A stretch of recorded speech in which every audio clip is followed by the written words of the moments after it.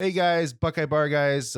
We wanted to thank you guys for tuning in to us here on Buckeye Bar Talk. Great show we got coming up today. We're really looking forward to you guys listening and watching it. But just wanted to remind everybody, just remember to subscribe to the channel, hit the all notifications bell, and that way, anytime a new show comes up, you guys will be alerted to it. And don't forget to like the video and comment on the video. All interactions with us helps us continue to grow, and we appreciate your support. Now to the show.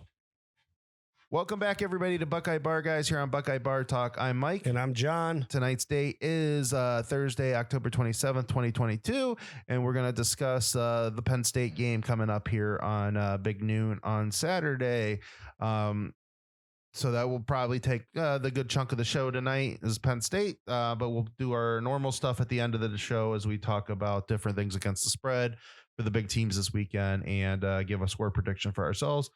For this game, we're going to start off, though, talking about the Jackson Smith injury situation. As it seems like we might have some additional information that has unofficially come out this week through some of the different media guys. It seems like he's not been practicing, so it probably seems like maybe it's not a good sign that he'll play on Saturday. And I mean, there's just been some pessimism within the beat reporters that it could be a much longer ordeal. So hamstrings are very tricky, and it depends. Sometimes they heal for people, sometimes they don't. And, those can be situations that are full year issues. So maybe it's kind of feeling that could be the case. But I mean, we don't have any specific information. As you know, Ohio State's very tight-lipped when it comes to injuries, unless it's going to be a person that's definitely out for the year. My opinion on this is I think Jackson, he seems like a pretty reserved guy. I don't know what he's like, like locker room, whatever, but in front of the camera, he seems like a pretty reserved, pretty just chill dude. So I'm thinking that I don't think he wants us to be about him. Like, I don't think he wants to be committal one way or the other. I'm playing, I'm not playing. Like, I think he just wants to heal and then do what he needs to do. So I think that's kind of why they've been playing it this way. Because I think at the end of the day, it's really like if he says I can play, they're going to let him play. Yeah. So I think that's why, it's kind of been handled the way it is. But maybe he's just like, hey, you know what?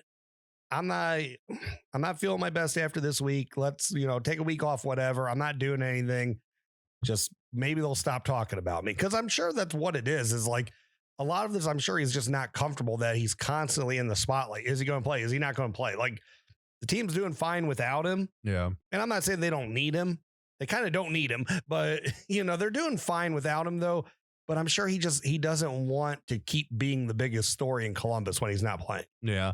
I think probably the biggest issue when it comes to a lot of the beat reporters, while you're still getting questions and different things like that, they just have not played a team yet that they've beaten where you can say, see, we don't really need him, that we're fine.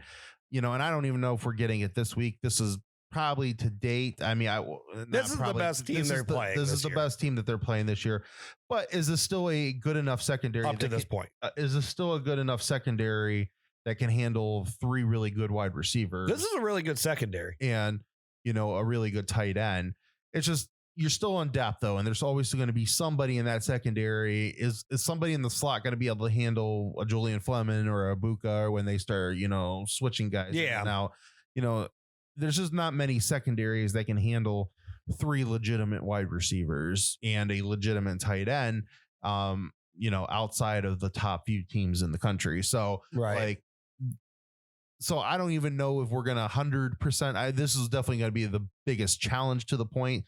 We should be able to play fairly well. Penn State, secondary, they've always had a pretty good secondary but it's just, is it still enough of a team where we can definitely say at the end of it, if Ohio State beats them and possibly beats them looking pretty good, that, we can maybe stop asking so many questions about Jackson Smith because, I don't necessarily think we're there until the final week of the season when, that might be the first opportunity that we really play a secondary that, could, cover them at probably the best at that point against three really good wide receivers. Yeah. And I agree with that.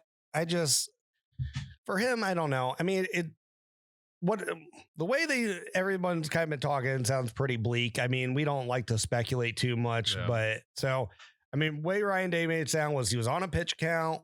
They expect to have him. And then yesterday he wasn't there for practice. CJ Stroud pretty much said that it's not his job to, talk about Jackson's business. I think he said, I'm sure, like I'm paraphrasing. He said, his heart breaks for him or something, but it's not his job to, talk about his business.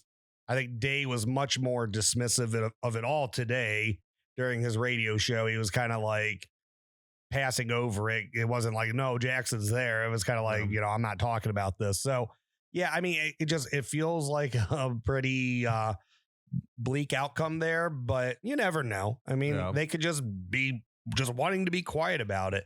Now, I guess we know him and CJ have good chemistry, but things are different year to year. Mm-hmm. I mean, the supporting cast is different. You don't have Chris Olave and Garrett Wilson out there with you. Do you think, if he's healthy against Michigan, but doesn't really practice up until that week, do you want him out there? I mean, yeah, I guess you do, right? Yeah. I mean, if he's ready to go, you don't want to sit anyone of his talent. If he's ready to go, he needs to play.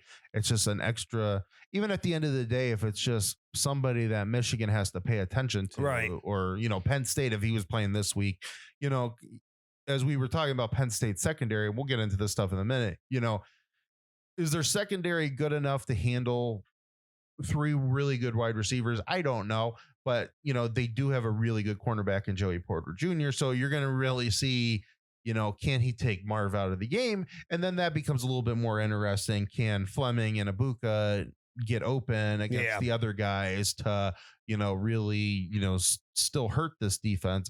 I don't know. Cause Joey Porter Jr. is the best corner we've played all year. So True. For sure. So, so that will be very interesting. Yeah. And I guess it's a no-brainer. You would want him back on the field if he's healthy. Just my thing is, like, what I would be scared about going into Michigan, if he hasn't played, CJ's developed this chemistry with everyone else. It's not that I'm afraid like CJ would take a step back and be too locked in on this guy that was his number one guy, at the end of last year. But part of me is kind of like, hey, is he going to be looking too much for Jackson in that game? And maybe they're not meshed 100%. You know what I'm saying? Like they're not quite on the same page because they haven't played with each other really for extensive periods all year long. Yeah, no, I definitely, I hear that. I guess, we'll see what happens this coming weekend. And then I guess that bridge will be crossed when that bridge gets crossed. But you definitely have to play him if he's ready to go. Yeah. If he wants to play and he says he's healthy enough, this is an injury, it's not, with hamstrings and stuff like that, if there's no actual like tear, like true tear that you can see it on an x-ray or something like that, this is all up to him. I mean, he can tell the coaching staffs like, yeah, I'm good, I'm ready to go. And, it's not like a break or something or a torn ligament where, they can use the doctors to verify, there's, they can do different tests to see how he looks running. But at a point in the season, everybody's wide receivers are limping to a point. I mean, it is what it is. It's football. So, and I don't know if last week, is it just him saying that, yeah, I'm ready to go, coach. And, I want to play on it. And, and anything can tug any little way. And, now we're getting into the part of the year. We had, as we were joking around the other day, we had our second, spring, summer, the last couple weeks. And it seems like we're felt pretty good today too. Yeah. And it seems like though, we'll be heading into true fall and fall heading into winter type weather here and over the next few weeks. Yeah. And, weather is weather. And so, there's going to be times where he's going to slip, where his, cleat's going to get stuck somewhere. And that is also what that is. I will say one thing. If he's not playing this weekend, he's not playing next week for me too. There's no way in hell I'm letting him play on grass. I wouldn't let him play again. Yeah. Against Northwestern. There's no way I'm putting him out there where, there is going to be opportunities when, especially as Evanston, that he's, the field's going to be slick and it's going to be, where his foot really could get caught into the ground. And so, I mean, I wouldn't necessarily, they'll have grass cleats on them. They'll be ready to play. At least they should. But I wouldn't chance it in that situation, especially you don't play on that many grass fields anymore. And I wouldn't risk an opportunity where, because I don't think Penn State grass, or is it? I couldn't tell I think you. that's field turf too now. So like, I would not, I don't know do what that. those people have. Yeah. I agree. I agree with everything you're saying. I mean, I was seeing if I could see if they hit grass or not, but no, I agree with everything you're saying. I mean, you can only hope to get the kid back healthy, but if not, we're okay. He has to do what's best for him. Yeah. We've always stood by that. I'm never going to change my view on that. These are guys up until this past couple years, they didn't get paid. Even if they are getting paid now, I don't know what he makes. I don't care what he makes. That's his decision. If he doesn't want to play because he wants to go make millions in the NFL, that's his decision. I will never fault anybody for that. So just hopefully he gets healthy. I did want to actually touch on, because I don't think we talked about it during our Iowa post game. So real quick, Chip Traynum has joined the running back room. I don't think we talked about that. No. As of right now, he's the fourth running back, but I did want to ask your opinion on that. Being a bigger guy that's already been a college running back, done well in the Pac-12. Do you think going up against these teams that are starting to get a little bit, bigger, more blue collar or blue blood, Penn State's, Michigan's, that Dallin Hayden has not really filled out to a college body yet? Yeah. Is there a chance with the injuries to, both Mayan and Trey Henderson that maybe Chip is, as long as he can get up to speed with the running back room, he's kind of like a de facto number 3, actually? Yeah, I kind of feel that way. I actually kind of wish they would have made this move, especially that we've settled into what the defense was. That, Steele and Tommy have been lights out the whole season. Cody's a good backup. It doesn't seem like Paleo is starting to get up to speed now. He really is. Yeah. It's not seeming like that, we need him there. So he's a running back. He can play running back. And, I really liked Dallin Hayden. But you've kind of seen it the last couple of weeks when he's gotten in there, especially when he's been against first team when he had to go in because of injuries. Yeah, when he was really, the number 2 back, because both Mayan and Trey have basically, it seems like they've been switching which one's been in and out, until this past game, that, he's just not as good against, your top level defense on the other team. And that's nothing against him on that one. He'll get there. It'll come with time. But he's just not up to body size yet. So I kind of wish they would have made this a couple weeks ago. I think he's still fine that Chip can get up into speed pretty quick. But yeah, we might really need him down the stretch here, because, there might be an opportunity for him. Even if the two stay healthy for the rest of the year, I would maybe throw him in there every now and then. Maybe Mayan does very well getting hard yards, maybe a little bit better than Trey, but maybe could be Chip's opportunity. Yeah. Maybe where you might struggle in a red zone or something, go just block it well. Don't make it obvious. Make sure you got it blocked. But I agree with you. Like he could put a hard yard or two if they need it, or maybe, kind of in those situations where, they've used Rossi maybe as, that fullback, maybe, and again, let's not make it obvious. You don't want Rossi being there on all blocking situations. Right. And then Chip comes in and you're like, they're going to hand it to the fullback. You got to let him block some of those situations too. But that could be an opportunity maybe where he's the up back of the two and hand it off to him in a situation, So yeah, I think that it's a good thing, and I hope they should keep him there. They're fine at linebacker unless there's an emergency situation where there's a couple injuries that and with Palea coming back in and seeming like he's getting healthy, Cody Simons looked really, really well. Oh yeah. And, both Tommy and Steele got to be on Buckeyes, list right now. So and they got to be on the field too. Jim Knowles, he doesn't have a rotation. He's not getting guys in and out situationally all the time. Like, he might give a breather here and there, but like we saw when they got to go with a bigger, 3 linebacker set, which they did against Iowa. He had Cody, he had Pele at his disposal, but he's not putting those guys out to risk his defense by taking out Steele and Tommy. So Chip, like you said, it's been a while like this that he really, garbage time was all that was there for him. So he probably should have been working out with the running back sooner in the year. Yeah. And, and we'll say we don't necessarily know completely what happens all the time at practice. Maybe they have moved him, some into the running back role to try to get him some reps during practice. But, I'm not sure if that is happening or not happening or whatnot. But, this is a good move now. And, if I wouldn't mind seeing him a little bit, maybe against Penn State this weekend, just maybe here and there, throw him out there just to see what he looks like. Yeah. And, Penn State will be a good defense for them to run up against. So, it's good kind of for him to, get some real test against a solid defense. Absolutely. Agreed. All right, let's move into Penn State. All right. So you want me to start with just breaking down? Yeah, let's do your breakdowns and then we'll get into our discussion. All right. So Ohio State, Penn State, I put a little bit more out there this week. I'll try to wrap this up pretty quickly, though.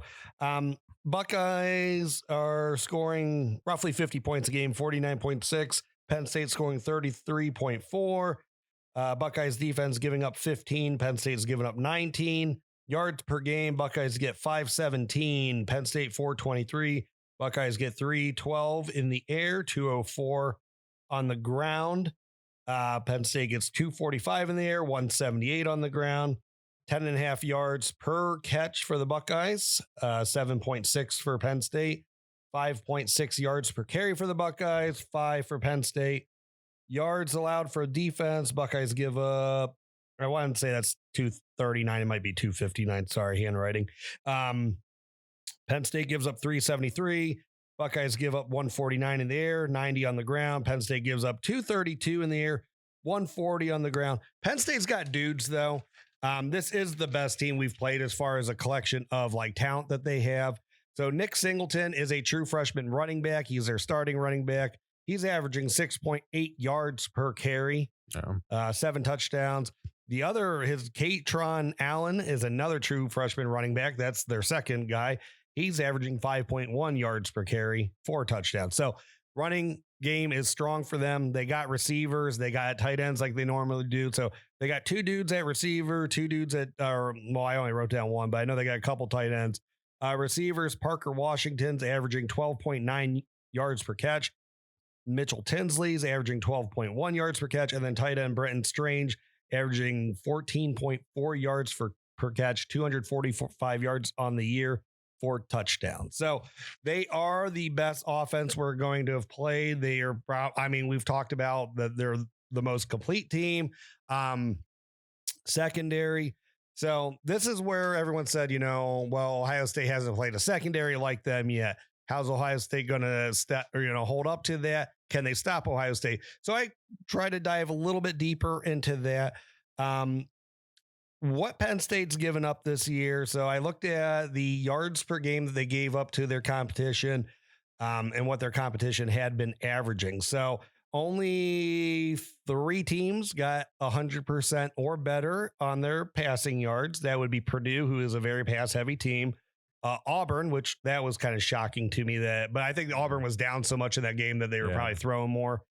But they were Auburn was actually averaging 8 yards per catch. And then Central Michigan averaged over that. Penn State's given up roughly 92% of the percentage in the passing game. Ohio State, the only time Ohio State has not gone over 100% of their opposing defense's passing yards per game was Rutgers. And that was that weird game that we kind of ran all over them. Yeah. CJ was having a rough go on that. So Ohio State's they're getting 143% of what defenses typically give up. So, regardless, however, even if Penn State holds true to what they've done, that's still giving up roughly 300 yards passing to Ohio State, like 287. No. Not a great recipe. So that brings in what they can do if they are going to give up that much. What can they do that doesn't matter? And that's shut down the run game completely and make Ohio State have to throw all game long. Yeah. And that's really their chance to win, is keep them out of the end zone, make them kick field goals. You're going to give up yards to Ohio State's passing game. Everyone has for the last how many years besides Rutgers, apparently. But so you're going to give up your passing yards. So you got to stop the run, and you got to just keep the receivers out of the end zone. And I mean, that is their path to win, is make Ohio State kick field goals. And I guess kind of do the Iowa blueprint and just try to stuff the run and see if your secondary is good enough to stop Ohio State. I just don't know even then. I don't know if there's a collection of secondary players in this country that can even hold up to these receivers for an entire game for man-to-man defense. I really doubt it, but I think that's what you would be looking at. Where are your thoughts on where this matchup is?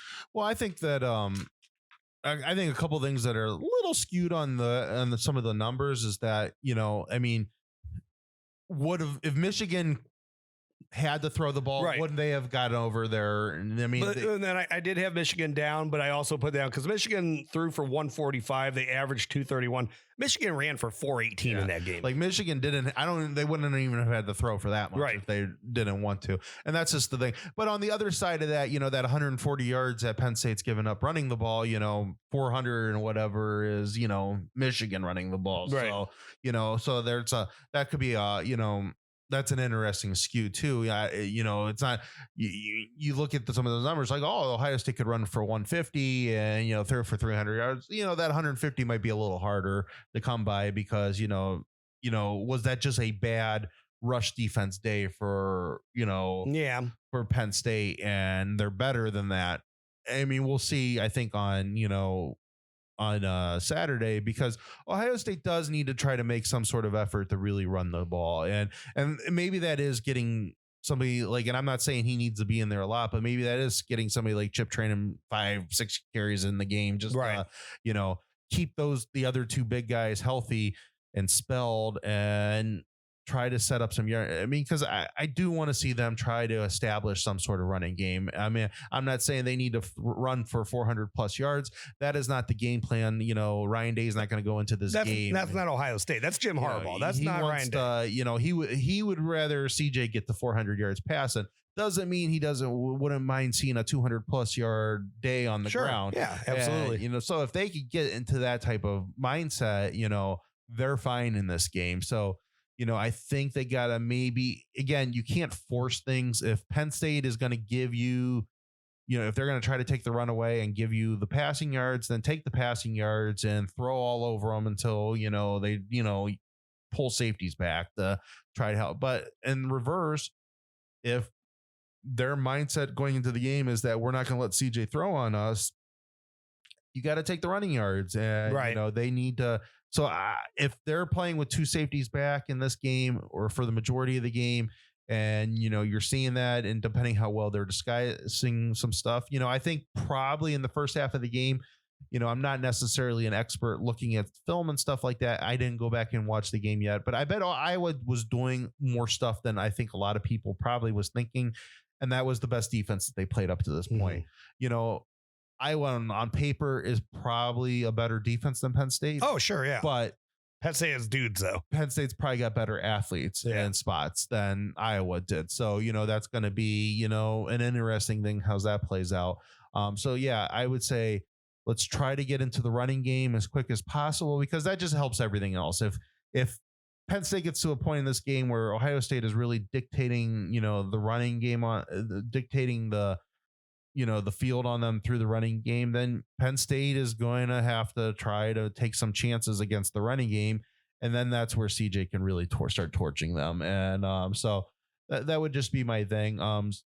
I would say on that. I think Manny Diaz is kind of known for, I'm going to blitz you guys. I'm going to put my guys on islands, and that's how he kind of handles his business. And so I don't know. I mean, we're going to see how their secondary holds up, because they do have a good secondary, but they're going to be asked to do a lot, because I think they do try to shut down Ohio State's run game because they trust their secondary. I just don't know why they didn't do that to Michigan. They played Michigan so soft up front, and they were like in zones and worried so much about the pass game, and none of it made sense. It's like they didn't scout them at all. Yeah. I mean, I didn't get it. But yeah, I mean, I do believe that. I think that their plan of attack is going to be to attack Ohio State, to run game and trust their secondary. I think I said this last year too. And I mean, we'll see how it goes. I think they're going to try to blitz the hell out of CJ, get in his face, confuse him. Luckily, their defensive line really isn't that tough, really isn't that big. And I think we'll be able to push them around, and hopefully, the run game can take off because of that. Yeah. And, and that might be somewhere, like when you kind of think of it, I mean, Jackson smith-njigba is great. I mean, I'm not going to argue that part, but he's a much more of a kind of, he's much more effective in a shorter passing game. So like maybe against teams like Penn State, who tried to take the running game away last year, you get lost a little bit, and you're not expecting somebody that catches a 5-yard, 10-yard pass to take it to the house. I think where the difference could be now, I think Fleming could really hurt them, because Fleming likes to go down the field. And if he gets, a mismatch on a safety against him, and they do a post route or something like that up the middle of the field, they got a really good safety. They got their own Jair Brown. I mean, then that's great. But we'll see how, as a safety, how he does on some of that stuff. And can a safety cover one of Ohio State's receivers one-on-one if they get open down the middle of the field? So, that's always a very interesting thing. I think Ohio State's going to try to go into this game looking for some really down the field throws, because, that kind of keeps them out of red zone situations if they do. But if they get into the red zone situations, this is the team. It starts getting a little concerning at this point against, again, a better team. This would be the second better team in a row of defense. And you start getting a little nervous about the offense in that situation. In that situation alone, are they good enough to play a big time team when they really need to get a touchdown within the 20? Yeah, I know. And I think I got to see it this week, because, it's gone on for, 2 years at this point. So I got to see it this week. And if I don't, I think I'm going to lean on this iteration of Ryan Day's offense. Just, it is what it is. It's definitely his weak spot. Yeah. They got to score outside of the 20. Their run game doesn't work against teams that are dedicated to stopping the run. So we'll see. I mean, that's kind of where I'm at also. I did like what you said about Fleming, though. I think he can play a big role in this game. But that was a point I wanted to make about Jackson Smith-Njigba that I didn't bring up, is he's so deadly, 10 yards and in. And there's no one on the team, even as good as Igbuka, Fleming, Marv are. They can't do what he can do between the hash marks, 10 yards in from the line of scrimmage. So, I think in those, or line of scrimmage 10 yards out, you know what I mean? But yeah, I mean, so you're going to miss him in that. And I think he would come up huge in a game like this. But that also makes me think maybe a guy like Cade Stover could come up huge in a game like this. He's not going to be flashy like Jackson Smith, but, I mean, he's a big body. He's a tight end. Those are what tight ends are for. They're for, getting those hard first downs in the middle of the field. And so, yeah, I mean, if they got to lean on him, they got to lean on him. And same thing with the running backs. I mean, I would like this to be the game maybe where we start seeing some of because it's there. They have to have passing plays that, and I did like last week against Iowa, which it didn't seem like they were doing a lot leading into it. They were actually letting the running backs go out to the flats a little bit more and, have a drop that, somewhere he can just drop the pass off to. And, I think that going forward needs to start becoming a bigger part of the offense, just because, it's a safety valve. You need it. Yeah. And when you got athletes like, Trey and Mayan that can pick up an easy 10 yards just because, your linebackers and your safeties are not necessarily looking for them because they're trying to help out in other spots. Right. And, against a very loaded wide receiver crew and tight end. So, it's a good safety valve that is almost guaranteed 10 yards every time, as long as the pass is good and it gets to them and, it kind of leads them enough that they're not falling back on a back foot or something like that. They should be able to get 10 yards every time on a play like that. No, I agree. Okay. I mean, that enough analysis. You ready to start talking players of the game? Yep. All right. So offensive player of the game. I'm really going back and forth with this one. I'm saying Mayan Williams. I don't know if he's healthy yet, and that's why I'm kind of like torn on this one. I saw what Michigan did running against them. I think if Ohio State has the dedication to run hard on these guys, they can. But it's not going to look like what Blake Corum and Donovan Edwards did, because that's not going to be the game plan for Ryan Day. So I'm not expecting 418 yards. Yeah. I do expect Mayan to get, over a $125 and 2 touchdowns, though. I think he'll look really good in this game. Yeah. I'm going to go opposite of you. I think Trey's going to have a good game. Again, like I said, I think them trying to establish a running game will go, a long way. But that's got to be the mindset from the beginning. It's got to be the mindset into the offensive line being like, come on, we're going to go out there in this game and try to establish the running game, be a little conservative, early against, try to, beat up their defense some to start taking the fans out of the game. It's going to be very raucous there.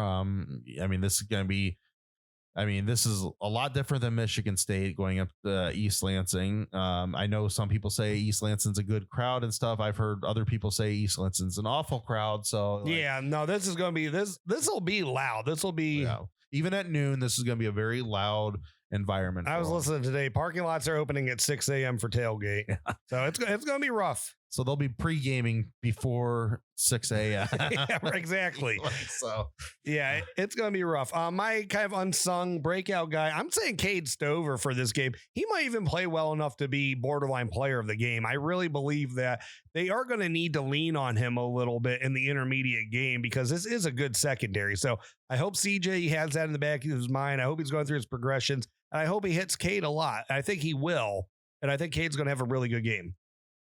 This is going to sound very, very weird, but my breakout guy is going to be Marv. And the reason why I say that this is the best corner he's going to be up against all year.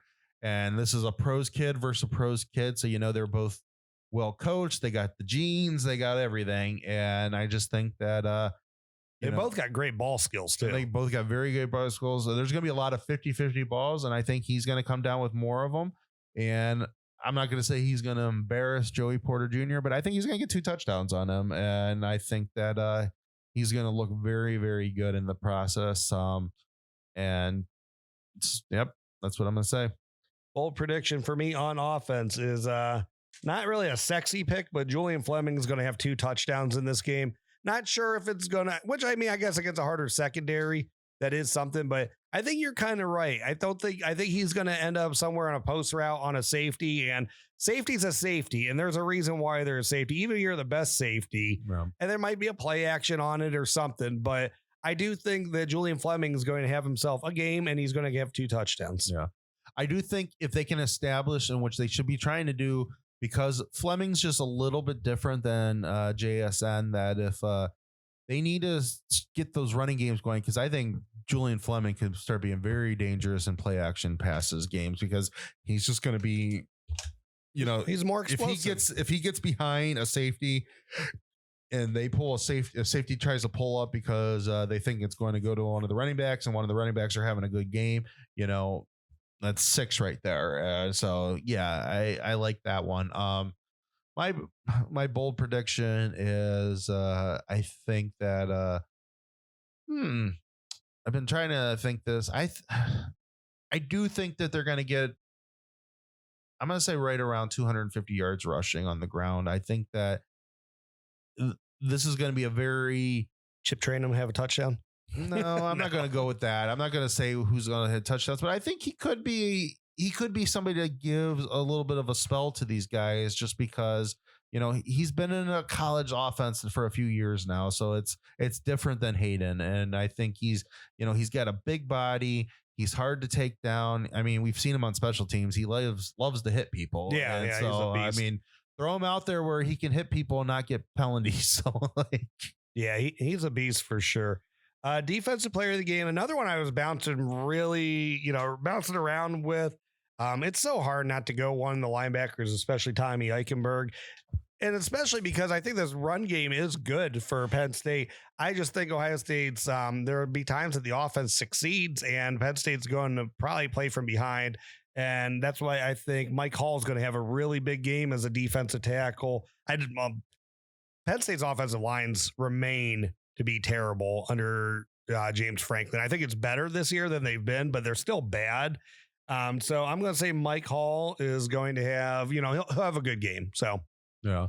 Player of the game. I do like the two linebackers. I think they're going to get a lot of, play in this game because, Penn State's going to try to establish the run. And these are two very, very good running backs. I actually like how Franklin's doing this. He didn't have any other good running backs, so let the freshmen play. And, maybe, I haven't watched a lot of their games this year. I think I would have liked him to maybe see if the quarterback could maybe go in the same thought process and just let them all get the same playing time together and, take maybe one on the chin this year and then see where they're at next year. But, he did what he did. I think so. I like the linebackers, but I've been kind of thinking about defensive line like you were. And I think Harrison is kind of past that spot where he's and I think he's going to have a big game again. Mm-hmm. And I think he's very good in the running game. And he just creates a lot of havoc on the line of scrimmage. And he's a mismatch for most offensive linemen in the running game. And I just think he will still be the same. And I could see him getting I can't think of the Clifford's name. Sorry. I think he can really, really make Clifford. Those guys will start really, when they have to start throwing the ball, he's going to make some mistakes in this game because, they're going to be after him. But I like Harrison just because I've always loved how he plays the running game, and he's really starting to impress me coming down over the last several weeks. And I can't remember who said it. I was listening to someone the other day, though. They were like, they said on that game that he played a lot inside. They think it really helped him realize, just how like big and strong he is and how long he is. And he's been engaging people a lot further out, as a defensive end from that edge rushing position that he's starting to almost figure out, to not get his body into them, use his arms to just engage them and get them out of his way. Yeah. And I can see a little bit of that against Iowa. So I do think there's some truth to that. Can a Thorpe semifinalist be a breakout candidate? Sure. I do think one of these safeties are going to be that kind of like unsung guy in this game. It's been Tanner McAllister a couple times this year. I'm saying Lathan Ransom, though. Sean Clifford's been around forever, so he should have a really high, football IQ. And he might. I don't think he's a great quarterback, though. I think, guys get to him and he still throws the ball and then he throws ducks because they get hit, or I don't think he always sees what's going on in the field. And I think Jim Knowles is going to be able to, dissect that on film. And I think Jim Knowles is going to start implementing more of the safety stuff that he's talked about that he hasn't even like touched the surface of, that, confusing the quarterback from pre-snap to post-snap. And I think safeties are going to be in places that Clifford never thought they were. Yeah. And I think Ransom's going to get, at least one interception, maybe two. But I think also Ransom's done so great in run support this year that I think there's going to be a couple of times that maybe like Singleton or Allen, get to the edge and he comes down and just stuffs it. So hopefully he does. But I think he's going to have a really big game.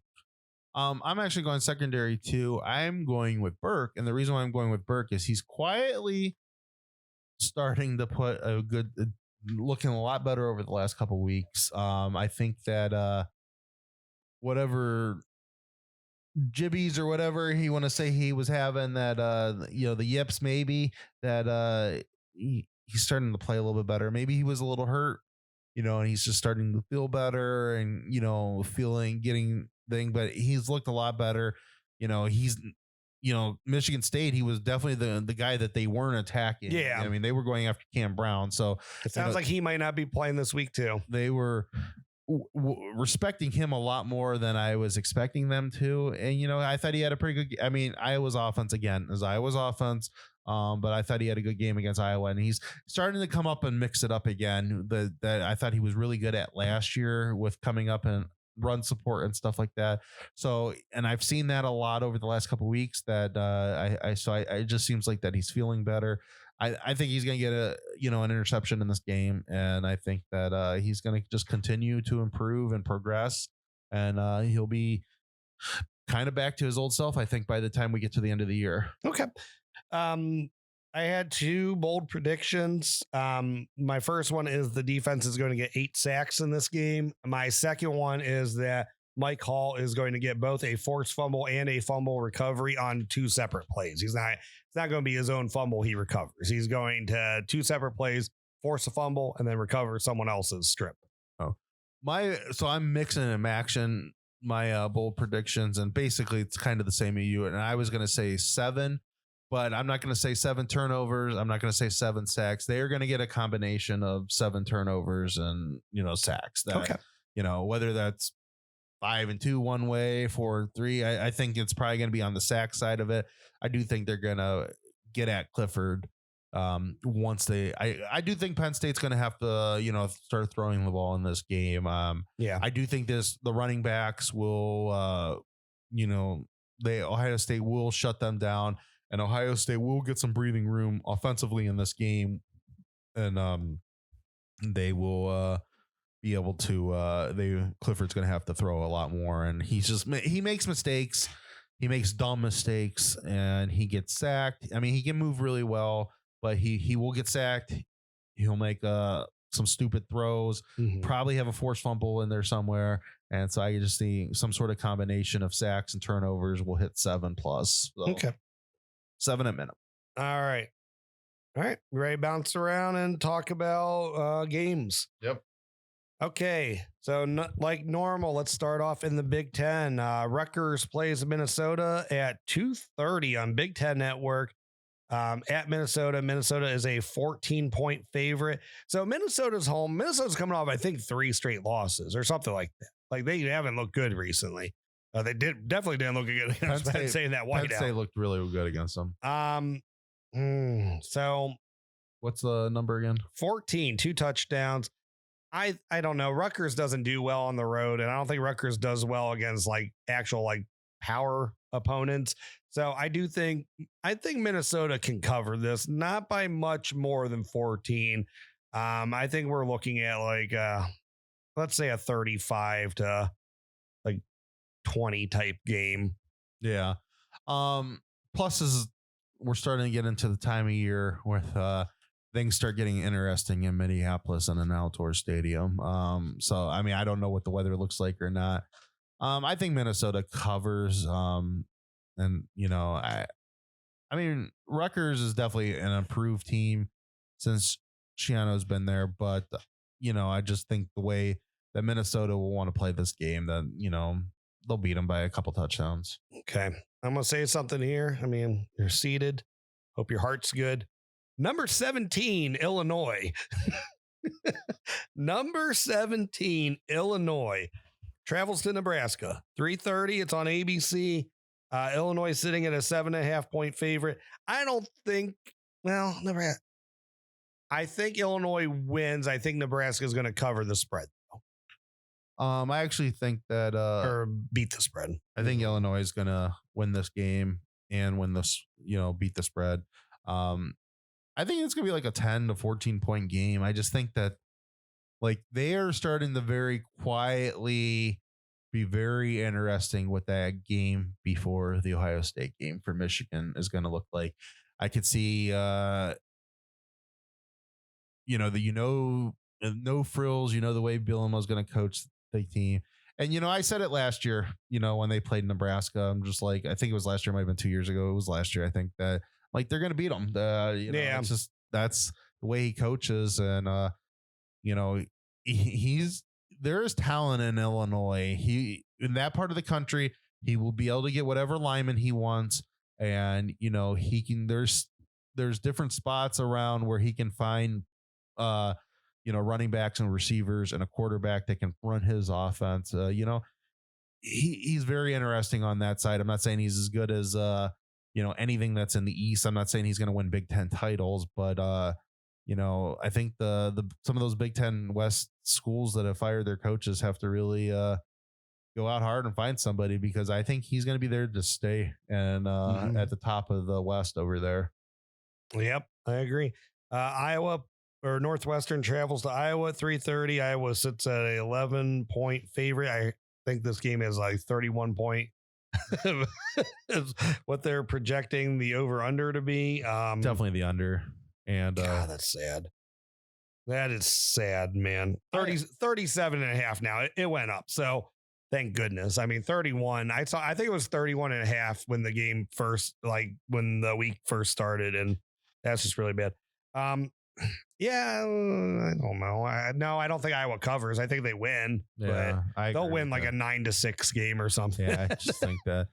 I don't see to be able to cover. Their offense sucks. And both offenses suck. So maybe they get enough defensive touchdowns. To be able to cover a double-digit thing, you just have to have some sort of offense. And I just don't see where they have any. I mean, I would literally watch them, and I know Ohio State's defense is really, really good. But my God, that was like the most putrid thing in the world to watch last week. That was one of the worst offenses I ever saw. I mean, that was probably worse than Ohio State in 2011. They looked like what? No, it was a lot worse than 2011, because that offense literally looked like, when you think of like Ohio State's a decent, Power 5 team is playing against a really crappy Division I AA team, and that they don't have the offense to build. That's what that looked like last week. Like I thought maybe we were playing Youngstown State. Yeah, I know. And Youngstown State might have moved the ball easier.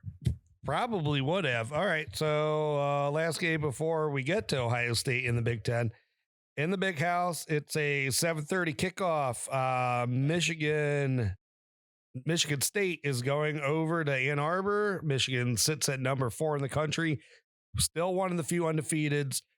Michigan is a 22.5 point favorite. So I don't know if Michigan, well, I think we're going to see what JJ McCarthy can do in this game, because Michigan State's pass defense is really bad.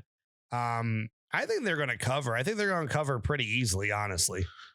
I actually think I think they win 4 to 5 scores. I think they're going to cover too. I just think this game is going to be a little harder early on. Like, I think it could be a very close halftime score. Like, Michigan State always has pride, going up against Michigan. I don't think that this is going to be one of the years they beat Michigan. They've had several over the last how many years, but I do think that it will be a good game, probably for the first 2.5 quarters, and then Michigan will start separating themselves. And, and I think Michigan will get probably 2 fourth quarter touchdowns to, I mean, I guess push that thing over. It all depends on how Michigan decides they want to beat them. Like Harbaugh is perfectly happy winning a game, like he did last year against Rutgers, 20-13 or something like that, where he could just run and just keep the ball away. I know Michigan State has some weapons on the outside.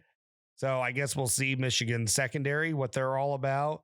I don't know if they can stop the run game. I think that's what Michigan State's going to have to just try, though. They're going to have to try to play, 8 guys in the box and stop the run game. I just think back from last year, it's just that, I mean, we saw how bad that Michigan State team was, and they were right from the beginning. They were gangbusters. The game means a lot to them, and it's sure. And if it's kind of like, even though Ohio State, you think they've beaten Penn State mostly every year they play on it, but this is the same week that you think Penn State just always plays them very tough, because it's like Ohio State, same with Michigan. They don't I think Michigan probably considers Michigan State more of a rival than we consider Penn State, but it's kind of the same thing. It always means more to Penn State. At Michigan State, it seems like going into that game than it means the other way around. Okay. So we both got Michigan covering that, though. Yeah. Big win for the Wolverines. All right, let's go national for a little bit. Okay. So, we'll just call this one out because we played them. Notre Dame goes over to Syracuse at 12 o'clock on ABC. Syracuse sits as a 2-point favorite. I think Notre Dame's going to win this game. Yeah. What's Notre Dame's record now? 4-3. They're not good. Okay. They've played a little bit better though than, they obviously started off the season. Yeah, I mean, it's just, I know that they looked really good against Clemson last week. It's just I'm at a point that I just have a hard time thinking that, Syracuse is going to knock off Notre Dame. And that's basically what this is who's going to knock off who. So I'll say Notre Dame. I think they have the defense. Their defense is still really good. I don't see Syracuse being able to beat them. Okay. Florida, Georgia, big one. The cocktail party. Georgia, of course, is number 1 in the country. They are 7-0. Florida's 4-3. Georgia's a 22.5 point favorite. Georgia's looked susceptible at times against the run this year. Florida is a good running football team.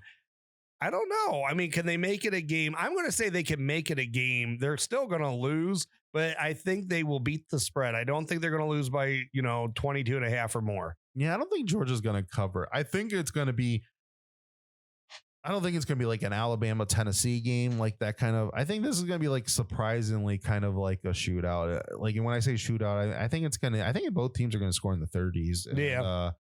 But I think Georgia will win. But I think it's going to be a lot closer than people think. Oklahoma State goes over to Manhattan. Yeah. The Little Apple. Yes. Kansas State, 3:30 game. So Oklahoma State's 9. Kansas State's 22nd. Kansas State's a 1.5 point favorite at home. Yeah, I'll give them that. I think they'll win. I think they'll cover.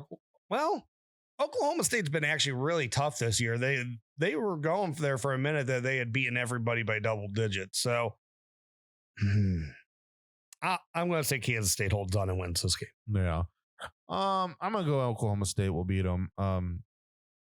I said this last week. The one thing we don't play in the Big 12, so I don't have to roll my eyes over it. The one thing I do love about being a college football fan is that you can turn on a Big 12 game and see 100 points scored. That's not always the case with Kansas State, though. I know, they don't always play that type of game. But it's just like I love it. It's always like shootouts. Teams could go down by 3 touchdowns, and then before you know it, they're winning the game. I mean, I thought Texas was easily going to beat Oklahoma State, and then it's like fourth quarter, I'm like. Wow. Yeah, I know. So, yeah. No, I think it'll be a good game. I think Oklahoma State beats them. Cincinnati, number 20, 6-1. They traveled to Central Florida. Central Florida is 5-2, unranked, but they are a 1.5 favorite in this game because they're home. I think Cincinnati's going to win this outright. Yeah, I'm going to go with the fight and fix, too. I think that he's really gotten that team really, really good. And I'm almost to the point now I'm starting to think that he might not end up. It'll be interesting to see if somebody throws him big money, but I've never really thought of him as motivated by, the dollar. It's always been about the right fit for him. And I'm like to the point now I'm starting to think like he might stay at Cincinnati. They'll be in the Big 12 in a couple years, and that might be enough for him to be like, especially with this expansion and stuff where they're going to take the top 6 conference champions. He might think that, I can go win the Big 12 and, be possibly a top 4, and get a bye week in there. So, I'm starting to really like what Fix really got going down there. And especially with all the guys they lost, and he's still, only got 1 loss. So, yeah, I'm saying Fickle. All right. Last game we'll talk about before us. Number 19, Kentucky travels over to play number 3, Tennessee. Tennessee sits at 7-0. I saw a stat earlier that Tennessee has scored 30 or more points in 10 or 11 straight games. Kentucky's given up 24 or less in 11 straight games. So someone's offense or defense is going to have to give a little bit in this game. Tennessee is at home. Like I said, they are a 12-point favorite. This is at 7 p.m. And Georgia's next week. So. Yeah. I don't think they cover. I think Tennessee will end up winning this game, but I don't think it'll be by 12 points. I see them winning anywhere in the 3 to 7 point range. Yeah. I'm going to go with you on that one. And this might be more heart than it is head because, I want to see an undefeated Tennessee against an undefeated Georgia, but it's just, Kentucky is just one of those teams that can surprise people if somebody's not paying attention. And I don't know how much that the Tennessee might be overlooking Kentucky in this game, with the big game coming up. But I'll go with you. I think that Tennessee wins, but they're not going to cover. I think it's going to be a close game. All right. Ohio State at noon travels to Happy Valley to play in Beaver Stadium. Ohio State is number 2 in the country, sitting at 7-0. Penn State is number 13, sitting at 6-1. Spread lies right now at Ohio State, a 15.5-point favorite. We talked a lot about this is going to be a better test for Ohio State. We each have given our own reasons of different ways we think Ohio State can be successful, dissect Penn State in this game. We talked what Penn State's strategy is to win. I don't think they're going to be able to execute that strategy. I feel like I'm crazy for this because Ohio State has not blown them out in Happy Valley for a minute. Yeah. I have down Ohio State's going to win 49-17. I like your 17. That's what I was going at. I got it at a closer game, but they would cover. I'm thinking it's going to be 38-17. So that's what I'm going with. It's Penn State always plays them tough, and again, They do. It's just one of those games that they just, for whatever reason, and I'm not even saying that Ohio State overlooks them. It's obviously they didn't overlook them, but this is like always. It's a rough ass crowd, like man. This is always Penn State's. Even when the Penn State comes here, this is like it just feels like this is their national championship game, and they just come in very motivated. You know they have good players. Just the reason why I don't think it will be any closer to that. I think Ohio State's defense is. I just don't see Penn State being able to get past 17. I have confidence that Clifford will make some sort of stupid mistake at some point in the game. I have confidence that Franklin will make some stupid mistake at some point in this game. And that is just, I think that's the difference. I think Ohio State they're better coached. They got better players. And that's just at the end of the day that will win out. So. And I'm not saying Ohio State has a better defense than Michigan does, but I think they're comparable. And I think they're both very well coached. And Penn State couldn't do anything against Michigan's defense. That's I true. just don't see how that changes. I'm a little worried because kind of like in 2016, Michigan beats the crap out of Penn State, and then Penn State rallies and beats Ohio State and finds a way to win the Big Ten championship that year. Let's face the facts, though. 2016, Urban Meyer's offense was terrible. That's why Ryan Day got hired. And Ryan Day's offense is not terrible. The one thing I will say about this, and there seems like there's been opportunities since Ryan Day's been the head coach that they could really, really batter Penn State. And it just seems like it's one of those teams where he really seems like he just gets happy with winning the game. And that's fine too, that he knows it's a physical game. And it just seems like if he can get up by enough into the second half that he is completely fine getting out of that game without having any major injuries. And, that he kind of takes his foot. Seems like more with Penn State than anybody else. Because, I believe that wasn't that until the playoff, that was the closest game we had in 19, right? We beat him by 10 or 11. Yeah. So I remember that game. It just seems like that he wasn't pushing the issue in the second half at all against Penn State. Kind of felt like that the last 2 seasons too, where he I thought he had opportunities where he could have really laid on the gas and maybe gotten some more points. And, just it's Penn State. They play physical. Let's not get into a super physical game with them. And, to the point that we might get some hurts. We've won this game. They're not going to catch up to us. Right. And that's just kind of the way I feel. I'm still good with the 38-17, but I do think that, he's going to get in a point in the second half where he's going to be like, Happy Valley, and I won this game, and I'm fine with this. Didn't we both say 10 last week for Iowa? Yeah. Oh, see if we both hit 17 this time. Yeah. All right. Victory shot. Let's do. What do we got in the back? Let's do the Colonel this week. Some Colonel E.H. Taylor small batch. So Buckeyes don't let us down because we want to have our bourbon this week. Yep. All right. Well, I'm good. Michael, is there anything you want to touch on before we get on out of here? Nope. All right. Well, thank you everyone for stopping in tonight to the Buckeye Bar. I'm John. And I'm Mike. OH. I.O. Go Buckeyes. Go Buckeyes. Thank you for tuning in to this week's Buckeye Bar Guys on Buckeye Bar Talk. Don't forget to subscribe to the channel, hit that all notifications bell so you see when new content is added. And please remember to like and share so we can grow our audience. Don't be afraid to comment. We want to know what you're thinking, and we want to know what content to add for you guys. OH. IO.